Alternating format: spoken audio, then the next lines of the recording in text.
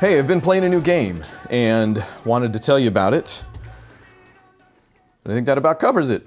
So it's Dune Imperium. This comes by way of Matt Amberg. Thank you, Matt. Made the recommendation. I think he's played the board game. I believe this is based on a board game. So you might already have some experience with it. I believe this digital version is relatively new. So that's crazy for me, especially. But I just thought I'd talk a little bit about my experience with it, how much fun I've been having with it, maybe a little bit of strategery here and there, depending. I will focus mainly on the challenges. It's kind of all this has in the way of a single-player campaign, I guess you could say, but there are two levels to them. There's the normal, and then there's the heroic. Before any of that, definitely check out the tutorial up here in the corner. I don't know why you wouldn't, honestly, maybe, unless you do have some experience with this, but after the tutorial, which you'll notice doesn't necessarily tell you everything, but also how could it. I think it's more just of a primer necessarily to get you started. I can't imagine what a overly detailed tutorial for this game would be like. So after that, head to the challenges. They are also geared towards teaching, towards instruction. So each one of them will have a different kind of goal, a different thing about it, and each of them kind of teach you a technique that's you'll probably use some aspect of just playing the game normally. This first one here, you have unlimited agents. This is probably just to get you used to agents. There is a difficulty curve with the challenges as well. So this first one is kind of just a fun, you can almost go as many times as you want. This one teaches you a little bit about faction. It kind of emphasizes their importance so that you are, heading for those a little bit more. This one introduces you to combat. There's a few of them that I want to say focus on the importance of combat because that's, okay. Maybe we should get into the game and then I can start talking about some of this, but at the very least, know that the challenges, especially if you're having a hard time getting a grasp on this thing, the challenges are going to help you massively, and then the heroic version of them is kind of what I used. Although there was one normal challenge that I did get stuck on for quite a bit, but it's because I was ignoring like a huge part of the game, which I'll talk about with the strategy that I use most often. But for this video, I'm just going to set up a game with myself and three total other computers, and I'm going to put them on hard because I hate to think that I would actually win a game for this series of videos. So, okay. Well, already this is a curveball because I can't choose the guy that I want. Is that how this works? Where's my... So I don't want any of these dudes. I'm backing out. Resign. Is that part of hard? No, that's part of leader selection. Versus AI. Leader selection standard. Don't love that. Draft random. Let's try draft. See if that's what I want. This is honestly the first time I've played straight up. Okay, this is what I want. Except somebody's already chosen my guy. Can I not choose him? I can't. One of the computers has already chosen him. So, interesting.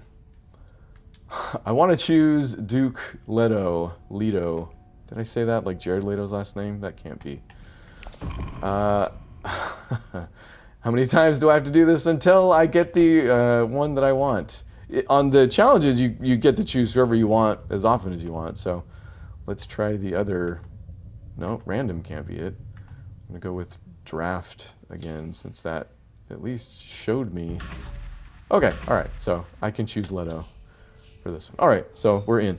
The reason I'm choosing him is because that thing I mentioned that I was greatly ignoring. Also, I've turned off all the animations, so it's going to go a bit fast here. You can turn those back on if you want to keep an eye on what the computer is doing. I found it didn't matter that much, I want to say, after the tutorial, certainly, although I did have to go through the tutorial twice because I felt like I was forgetting stuff. Anyway, the strategy I went for most often, the one that I was forgetting, if you get the Seek Allies card, use that first because it'll burn itself because you're going to need to burn some cards. Maybe I should tell you the basics of this thing, assuming maybe you somehow haven't done the tutorial or are just tuning into this for some other reason. But this is kind of a Catan-like game, I've heard it referred to. I don't know if that's just because you're headed towards 10 victory points or what, but you are assembling a deck, which is not like Catan, because you're kind of using that deck in Catan to the resources, essentially. Here, it's a bit of a deck builder.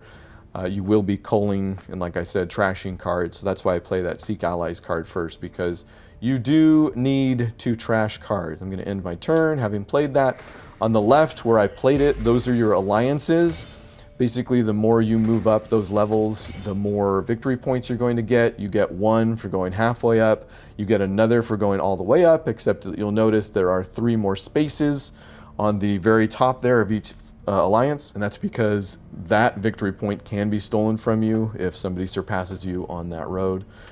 Okay, so this strategy, like I mentioned, is going to focus on Duke Leto, whose ability, each of them have different abilities, and then they also have different signet cards that have different abilities on them.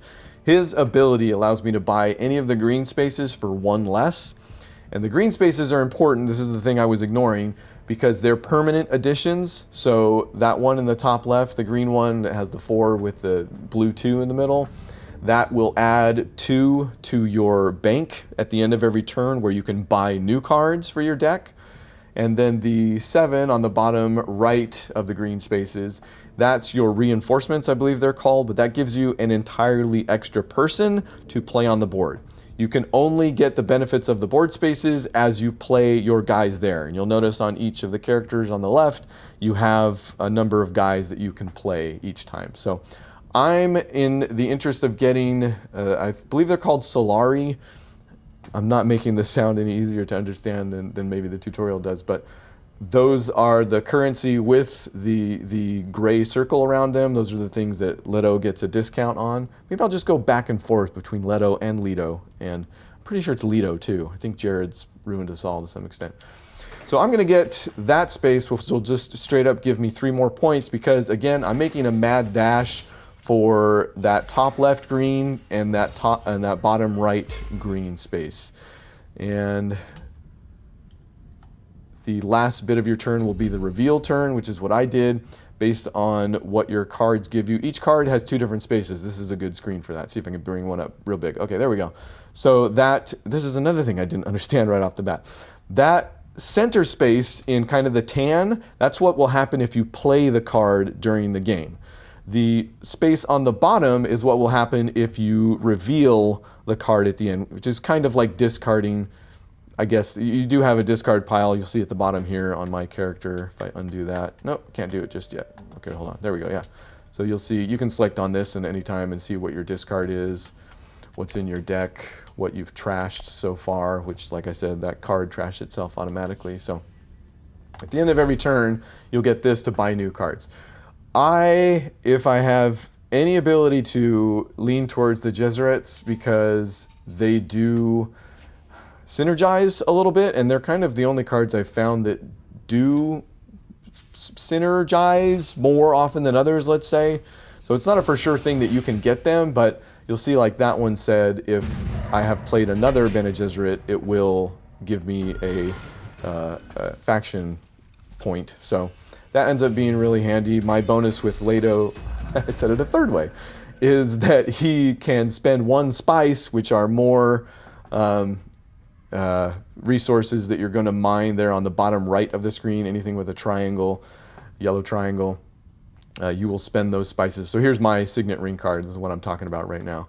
With 1 spice, I'll get 1 faction influence, is what they're called. Each level is an influence, and with each influence comes different perks. With the Fremen on there on the bottom, you'll notice that you'll get an extra, there's a board space, a blue attack space, battle space on the bottom leftish, where it has a cube and a drop of water. You can't do that one unless you have at least 2 Fremen influence. That's what that little icon means. So that'll open up a board space for you. The Bene Gesserit faction will basically give you chance cards or intrigue cards. I keep calling them chance cards because it's an easy touchstone for anybody that's played Monopoly, unfortunately. I kid. Why don't I do my turn and then I can keep talking? Otherwise, it's just going to be silent for the last half of this video. So if you can, and this is another thing I'll say, do 2 things at once with a card. then that's kind of what you're headed for. That's why when I had an alliance card, I played it over on the left with the Emperor Alliance at the top, because I could get 2 Solari at the same time I got a faction influence, and since I'm headed for Solari, that's kind of a twofer up there. Again, that's why cards like this Signet Ring are important, or when you're buying cards, you typically want to look for cards that do something when you play them, but also something when you discard them, whereas the starting cards, like this one, you can see it does nothing when I play it, and there's 2 convincing argument cards that you start with. They are basically just to give you points to spend at the end. They don't even have the icons there on the left that tell you can play them on a board space, so they're literally just there to give you points. So we'll talk about trashing cards here in a second, but for now, my only other option is either to spend on that top left green space, which I said I was going for, or get 3 more points to try and get that resource, that gosh dang it, the reinforcements square, but I'm going to do the 2 up top, because at any time you can press down on the stick and see what there is going to be for purchase. If I can get to 8 points to buy the Kwisatz Haderach, I want to, so I'm going to err towards making money this time around, which the other thing you can do with a green card. Okay, so they all give me money at the end. This gives me 2 points. This gives me 1 point. This gives me 1 point. This gives me 2 points. That thing I just bought top left gives me 2 points, which means I have 2, 3, 4, 5, 6, 7, 8. I have enough to buy that Kwisatz Haderach card. So I might just reveal right now early, unless I think I can play on a space like these that will give me either an intrigue card or draw a card. That's what that green icon means. And then quite possibly I get another point, but rather than take a chance, I'm just going to reveal early. It's going to give me a warning. I don't care. Yes, I want to, because I want this card. That's, as you might imagine, kind of an OP card that lets you move your agent kind of without having one. You can move it from one board space to kind of any other board space, even if there's another agent there already. So some of the challenges, you might want to choose someone rather than Duke Leto. I know there's this girl top left, or well, I guess if you're, yeah, it is top left. If you're looking at Helena Richase, she has the ability to play anywhere on, I think, the green and blue spaces, regardless of if someone is already there. So that can come in handy for, there's a challenge where the requirement is to play on at least every space once during the game. All right, so I keep letting these battles fly by. I'll talk about those for a second. They are important, but you have to choose your battles, as they say. And one of the things that the challenges will teach you, though, is that sometimes it's beneficial to, and again, if I can twofer, I will. So I'm going to take some Emperor influence, and 2 more points will give me 3 of the 7 that I need for my reinforcements up there. I think there's 2 challenges that kind of teach you this, but basically you want to keep an eye on 2nd and 3rd place too. The challenges only ever have 3 extra players. Actually, the heroic challenges might have 4 total. Let's play. All right, so I don't have any more options to get more Solari. So let's do this. I will play my ring. And if I play it on a space that gives me spice, I will be able to use that bonus. And this is each space with the X on it means that you can deploy troops. I forget I think it's you can deploy anywhere up to 2 more or 1 more than the cubes it gives you. The cubes are your garrison, or your troops, I guess, for lack of a better word. They give you 2 blades. You'll see the red icon next to everybody's power there in the name of this battle is Desert Power. That's the combat that's going on right now. So this space, since it didn't give me any cubes, I'm going to guess I can only deploy 2. Let's see if I'm right. I am right. So I'm going to do that because there's a chance I might get 3rd place out of it anyway and get that. Actually, I probably only need to do, okay, so you can go back at any time. Just hold down, for me anyways, if you're playing Xbox. And let's instead just deploy 1, Because again, that's what those challenges are going to teach you, is that sometimes it's worth it just to drop one in there and you'll automatically get last place, but you'll get something out of it because the other computers don't want to fight for it. So I'm going to use my bonus here to gain an influence on any space where somebody's ahead of me. I'm going to do Fremen just so it'll open up that board space that I haven't got already. Not that I'll do that every time, but just FYI, that's what I'm doing there. And you can save the Kwisatz card until the end. Even if you're out of guys, it'll recognize that you could use this card, which I'm going to do right now. So I'm going to use it to take my, choose your space first. Let's say, yeah, let's do the Fremen space. It'll open up that space entirely.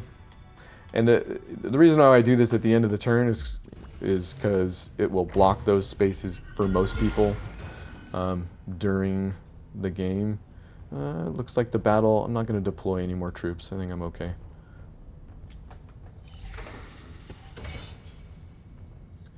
See somebody, yeah, I'm kind of late on the reinforcements up there on the top bottom right green space because blue has already taken their reinforcements, which means that slowly the computer will pretty much take up those spaces.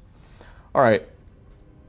If you think you're going to be in the money, this is the thing with the cards, right? You need to burn, you need to trash, and I don't have any cards that help me trash anything just yet.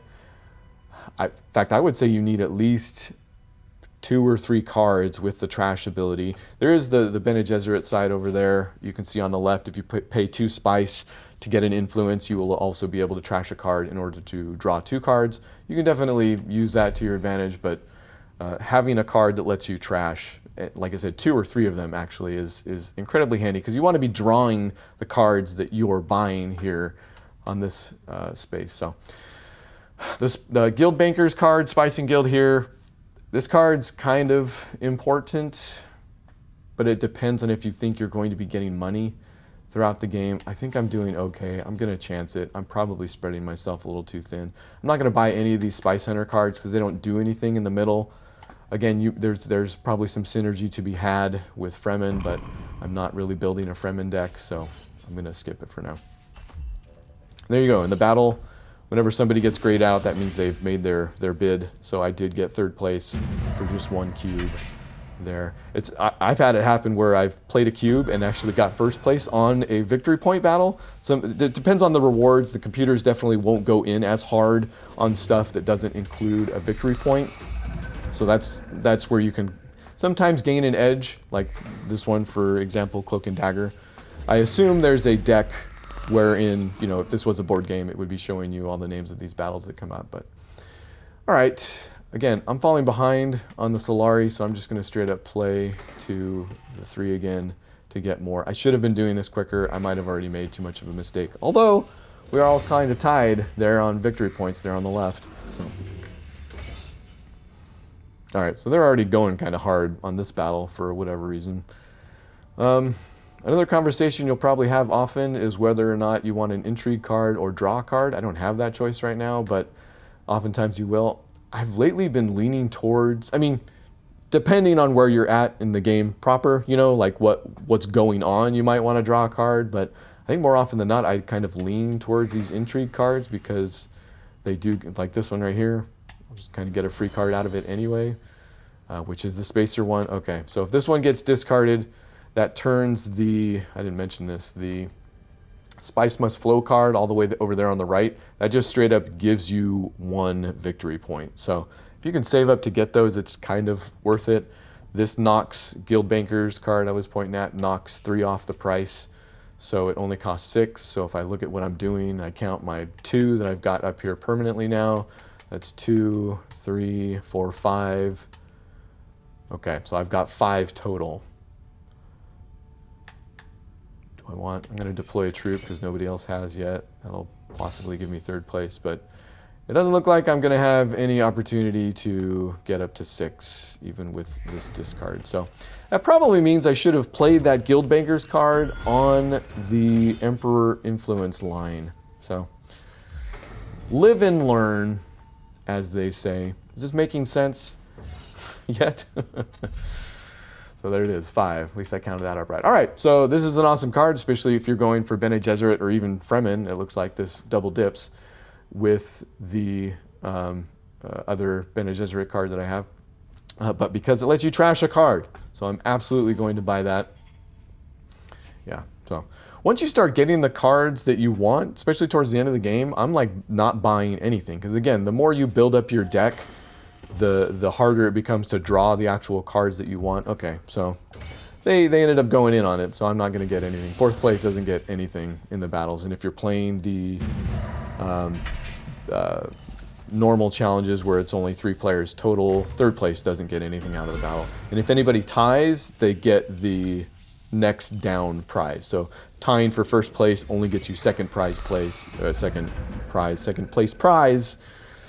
and so on. So this is one I fight for every now and then. In fact, given my opening hand here, I might do that. See, somebody's already bought their reinforcements though, so I'm slow on that again. Dang. All right. So I'm going to do something different then. The Mentat, it's this space right here. It's got the little guy facing right there. That gives you an extra man to play. It's worth it, especially if you have a card that does something. Otherwise, like if you're going to play one of the starting cards on the Mentat, it's not super great because it didn't do anything except, like, you might as well have played that first card somewhere else because there's a chance those spaces get taken up. That's the gamble with getting the Mentat. So if you can play a card on there that actually does something else, like my Signet Ring here, which is going to give me another influence, then you're better off doing that. I'm going to go Spacer. There's some really good Spacer cards that let you draw. I think that's the name of that influence track. I do have the Kwisatz, so that's going to come in handy. In fact, that'll let me play. Should have realized this ahead of time.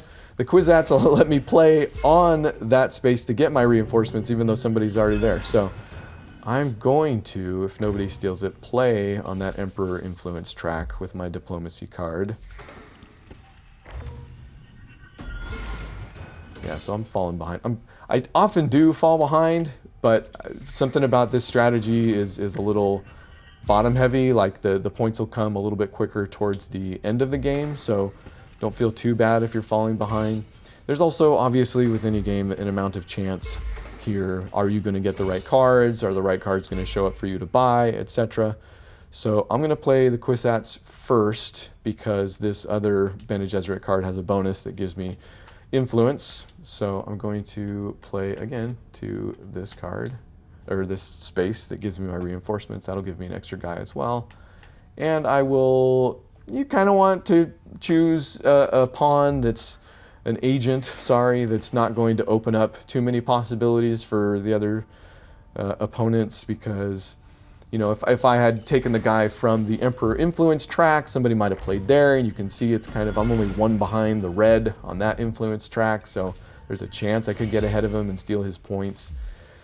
So I took the guy off the Mentat space because they're less likely to play on the Mentat space if there's no actual Mentat there. So I drew Guild Bankers. I don't think I'm going to be able to make anything of it. This is only 2 points. That says no points. If you have dagger pops up and something has no points, you can sometimes play to this green, and that'll give you at least 1 point and a troop, so that can be useful.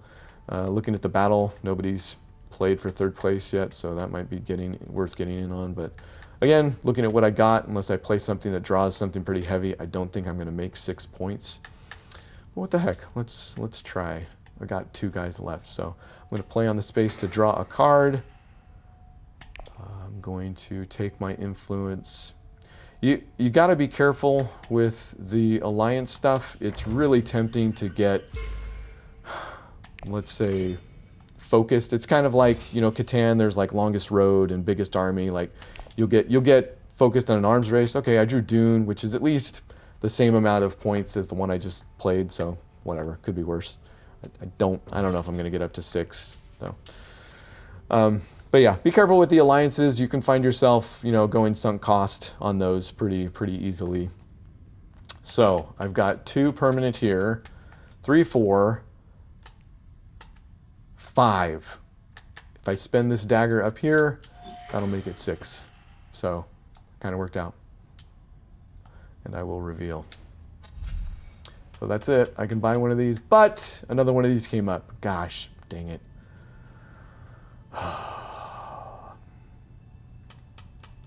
I'm going to get the Spice Must Flow. The downside to the Spice Must Flow is it becomes a legit card that you will in turn draw, but you'll notice there is no center section. Like I can't play it on a space. I get 1 spice if I discard it, but that's sometimes not beneficial at all. I did get 3rd place out of that, so I got a drop of water for my 1 troop. Could be worse.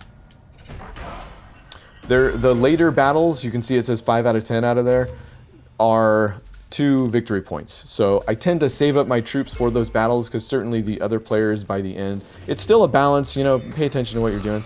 But by the end, the computer's going to go real hard on those battles. And if they're already up points like they are now, they're going to run away with the game. So I'm going to play the Siege Reverend because I want to discard desperately.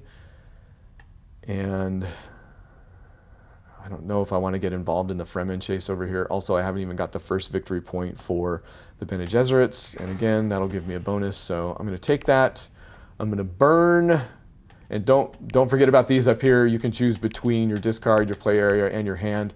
A lot of times you won't have a discard. This is, I think with the Bene Gesserits, you also have access to it. But some of them you can only burn your hand or your play area. Unfortunately, this seems counterintuitive, but I burn the convincing arguments first because again they don't play, so there's not a whole lot of stuff to it. It'll be harder if it's in your hand like this one. Like I'll automatically lose 2 points on my discard if I do that, but again, if in the interest of actually drawing something later in the game that plays, certainly one of the newer cards you have, I burn those convincing argument cards pretty much first. So all right. I have my reinforcements. The other thing I was going to mention, I'll mention it when I actually do it. So, shut up. All right. So these spice, obviously you need spice. Certainly Leto needs spice too because he's got that bonus. But I try, again, you want to do 2-fers as much as possible. I try not to play on those spaces unless the bonus spice is available. The more that people do not play on these spaces, the more spice builds up on that right side where it says plus whatever. These little flags you see hanging down too, every now and then you'll see a battle come up with those flags. I'll talk about those when they do show up. But since this one has a bonus 1, I can get 3 total. I'm going to go there and just get the spice because I'm going to use it. And I know this is early in the game, but I suspect they will not go hard on this battle because it is just Solari. But given the other technique I'm going to say with Leto here, it's worth at least putting 1 guy in for 2 Solari, even if that's all I get. Because, okay,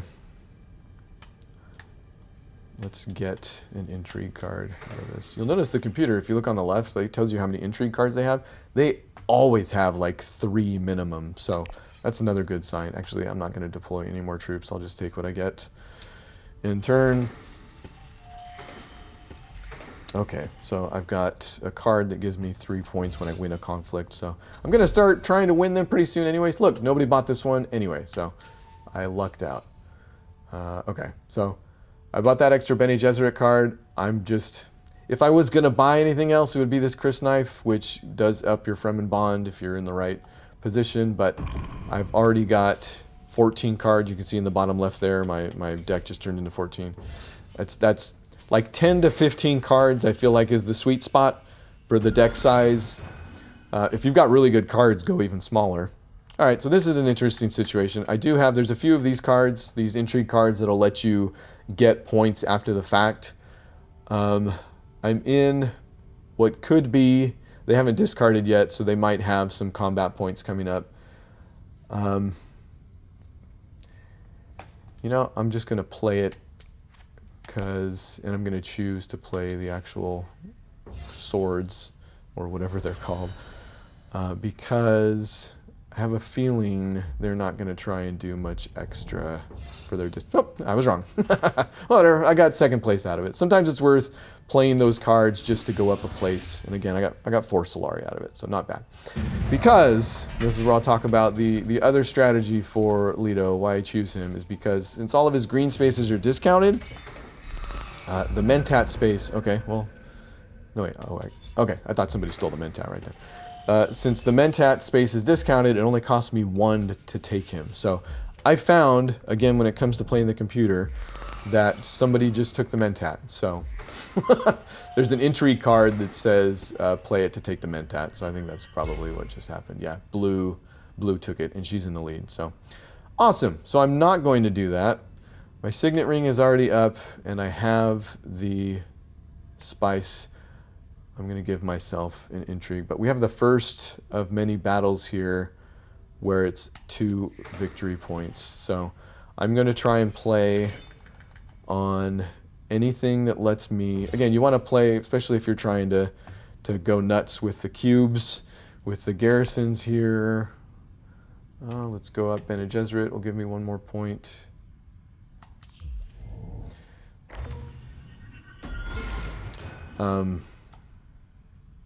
If you play on a space that has a cube, that lets you play... Okay, somebody's played something that makes me discard or lose a troop. Since I'm going hard on this battle, I'm just going to discard a card. Again, there's the Spice Must Flow. As you can see, it doesn't play at all, so I'm just going to ditch that one. Sorry, yes, if you're going hard on a battle, you want to choose spaces with cubes. The killer cube space is this one right here if you have 6 Spice. That is almost a guaranteed win on any battle space. So the Fremen, second Fremen one up here is also a really good one, but you need 1 water to play there. So I don't have any other Bene Gesserits in play, but I'm like low on cards. So I'm going to play here. It's going to give me a cube and a water, which should let me deploy 3 more cubes. And then I'm going to hope nobody plays on that space right above that it is for... Takes a blue icon, has 2 water, costs 2 water, and helps me draw 3 cards. So looks like Earl Memnon Thorvald is the only one that can play there, but he didn't. Why can I not play there? Oh, that only gave me 1 water. That's why. Good move. Let's talk about this card. So this... 2 swords isn't a whole lot, like, especially since these guys often peg stuff on after that you can kind of never count on. So I often keep this card towards the end of the game because if somebody has the same amount of victory points as you, it comes down to Spice, and whoever has the most Spice wins. And that 10 Spice right there will more often than not put you over the edge. So, all right, I didn't have enough water to buy that, and the only thing, all right, so I can save this for 1 point, which would give me, again, 2 built in up here, 3, 4 points total. Is there anything good to buy for 4 points? Not really. So I am going to spend him on Spice. He will also let me deploy more troops, so why not? But honestly, even though it looks like I'm killing it in the combat over there, I'm not. It's the most frustrating part about this game is that they will just, out of nowhere, just nail you with troops there. Whether they have a... See, I'm not even going to buy anything this turn. Whether they have, if anything, maybe that Emperor card, which was the Arrakis Recruiter. That's sometimes useful, but the Bene Gesserit Sister, I often won't buy because it doesn't have anything in the middle either, but depends. Sometimes it can be pretty handy. Again, I'm not... It says that Paul has already ditched out, Thorvald's ditched out. Oh, and Richase has, I think, retreated. So I might be okay here. I'm okay. I overkilled it, in fact. But, again, what are you going to do? That puts me in the running. But, again, like the next 3 battles. All right, let's spend that because I won 1, which will give me 6. Which actually puts me on really good footing to buy that other spacer influence that'll give me the 5 cubes right off the bat to maybe win this next one also. So that was actually pretty darn handy. Because if I can win this battle, I'm not even going to waste time. I'm going straight to it. If I can win this battle, that will literally give me the game, because I just got another victory point for going up in spacer influence. Strangely enough, I think I've covered just about everything I wanted to talk about for this. So it's going to be a bummer if the game feed ends in 3 minutes here, like it says on my recorder. This will let me burn a card. So I'm going to play it to these cube spots though. But again, if I win, not that big of a deal. More important that I get the cubes so I can deploy them. Let's go quickly here. I literally have 2 minutes, 43 seconds left on my recorder. I'm going to burn, I would burn Convincing Argument. Let's burn that, even though it would probably also be smart to save that towards the end in case I need to buy another, because Richase is also up there with 8 victory points. So this might be a close one. Again, it might not look like it, but I'm not holding my breath. Thorvald's coming in strong too. I don't care about anything else. I just want to play where I can play troops. I don't have any troops left. And I didn't buy the Mentat at all this game. So let's... Boy. Nobody's close to 10, so my tiebreaker is going to help, but I might want to use it. Oh boy. Oh boy. It's a rough one. I'm just going to buy 3 more cubes. Hail Mary. I don't know. If I don't win this round, the recorder's going to stop anyways. So,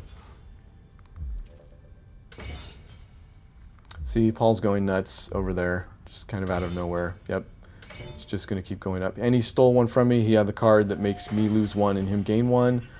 All I have left is my reveal. He's still ahead by 1. I'm not going to buy anything, because if I lose right now, it's kind of over anyways.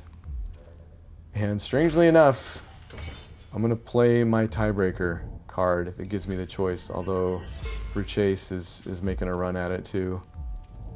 This game could not be any closer, honestly. In every respect. See how they're just going nuts? Like, I get it. There's bonuses. She's at 9 now. He's at 18. So even if I play this card, I cannot beat him.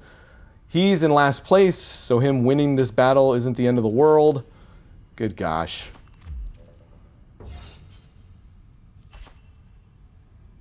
I just can't reach him no matter what I do. So if I had bought the Mentat, that's what the tutorial teaches you too. You get the Mentat so you kind of have an extra turn to play more strategically. Dang it. So good news is I did buy those 4 cubes, so I'm not down to 0, as you often are at the end of a battle. You're just kind of exhausted. So the absolute downside is I'm going to have to switch recorders here. So excuse the bump. In fact, I just did it, so maybe you didn't even notice. But now we're in a situation where she has 9 points. So if she wins the next battle that has 2 victory points, luckily this isn't one of those battles. If she does that, then kind of no matter what I do, I can't win. So I need to be getting some more points this turn, which means I need more intrigue cards. And I'm going to do the first thing I was going to tell you to do every time for this strategy is buy the Mentat, but I'm going to do it with a card that doesn't give me anything for doing that, but it will at least prevent the other guys from getting it and allow me to draw a card. So it's not completely worthless, but again, I need to be concentrating on anything that will get me points, because the next battle that comes up will be 10 of 10. It'll be 2 victory points, so it really will be winner takes all if she doesn't get her 10th point this turn just doing something else. I've got my Kwisatz card here, so it could be worse. I feel like playing it first, actually, so this Bene Gesserit will function, but the only hope I have is to steal points from red up top. So let's try that. Let's make a mad dash for that. I don't really have enough spice to make it happen, but it's worth a shot. Actually, you know what I could do? I could Kwisatz this guy out of here. I'm going to do it over here so I get some draws. Okay, so this is a good synergy to have. If you do get the Guild Banker's card that reduces the cost of the Spice Must Flow, it's often worth doing anything that helps you draw 2 cards. I'm going to do that for the Bene Gesserit here.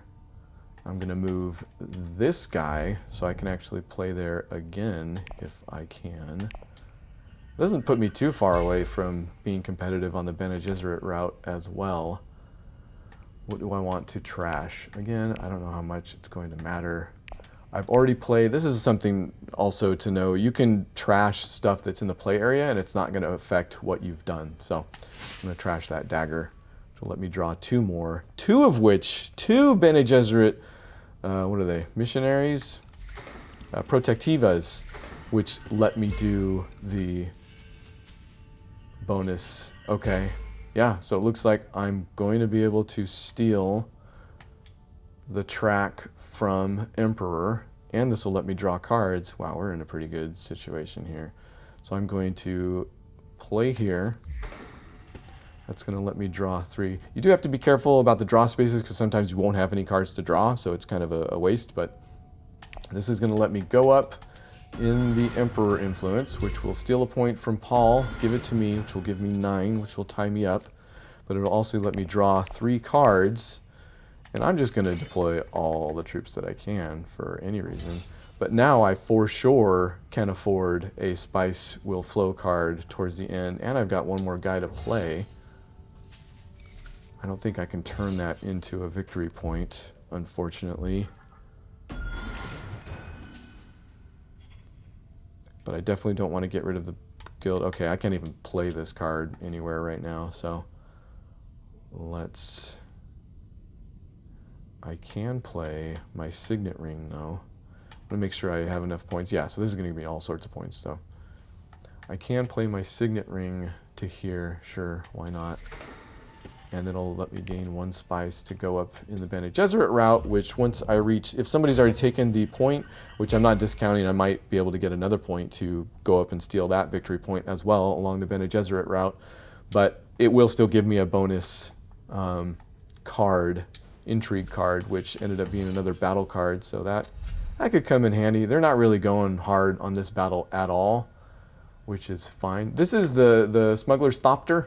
This is the Spacing Guild card that's pretty good to have. It lets you draw 2, but how, I'll tell you how. Did I not have enough points to buy the Spice Must Flow? This is pure insanity. Well, I'm going to buy the Thopter card then. Good gosh, this is stupid.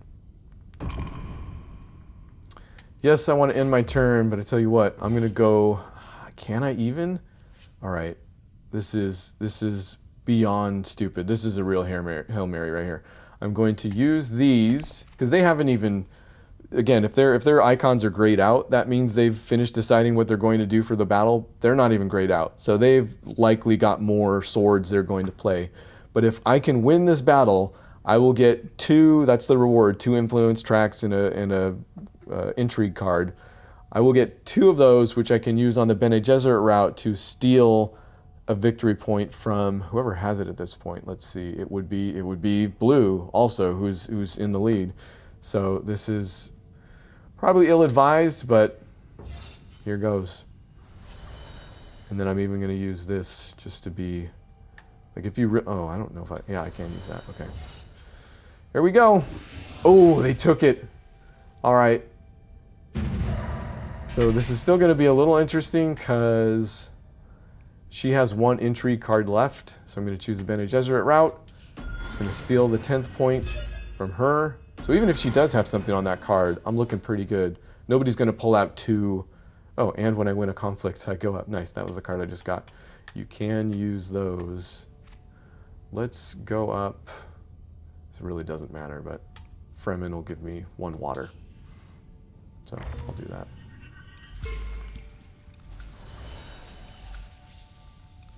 Nobody's got an intrigue card that's going to give them 2 victory points right off the bat, right? Right? No. And with that, we have our first victory for this series of videos. Wow. Kind of didn't think it was going to happen. kind of was looking forward to a spectacular loss, but I guess we can't all get what we want. So really good game, honestly. Kind of took over, it didn't take over my life. No game really takes over my life anymore nowadays, but when it came to games that I've been playing, it's basically this, and me and Evelyn are playing Arkham City a lot. So this being one of the 2 games I tend to play nowadays, still pretty big, and this was kind of a surprise. So I highly recommend it. I'm as I often do, think of getting the board game when the video game comes out, and vice versa. Kind of considering that as well. So I don't know, maybe eventually there will be, should we really double down? I'm super on a Dune kick, but I don't know. Double down and get the board game and then do a video of that as well. I don't know. Either way, check it out maybe. Or go to patreon.com/Ryan_runs_ and maybe I'll do more of these, my least viewed videos on the channel, or who knows. So either way, thanks for hanging out. See you later.